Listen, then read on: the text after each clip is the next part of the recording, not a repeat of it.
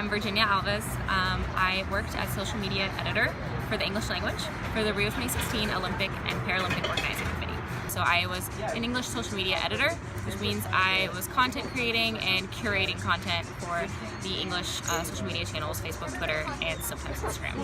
So Rio 2016 focused on really separating the content, the social media and media content into 3 languages. So it was English, Spanish, and Portuguese.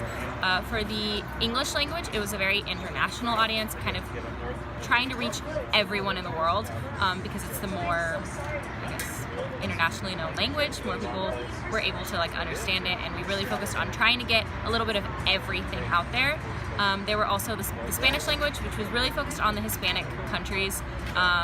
So we would focus a lot more on soccer and sports that we really knew that were going to do well. It's being talked about in Spanish. So we had a person that specifically only did social media in Spanish, and he was the expert.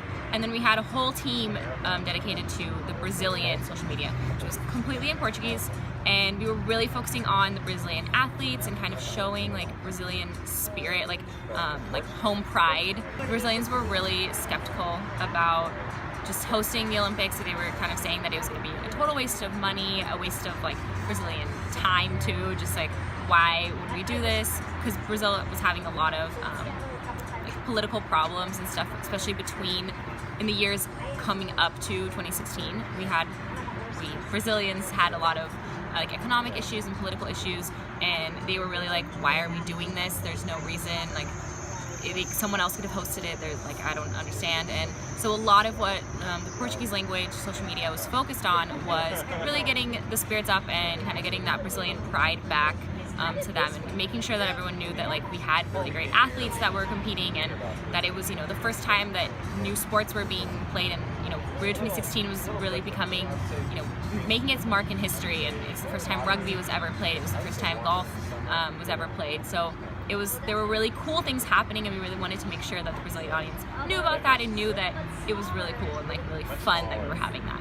So in terms of what we did well, and what I think future Olympics could do well as well, or could continue doing, handling crisis, I think we ended up, every crisis that we had, we ended up kind of fixing pretty well. But I think our timeliness is something that we could have really worked on, and I think that future Olympics could probably, work with maybe a crisis management team that will write something down, or really just have things ready and be a little quicker, especially in this social media world. With Rio 2016, it was the first truly digital Olympic Games. I mean, we had Twitter, we had Facebook, and those were the main places people were getting all of their information.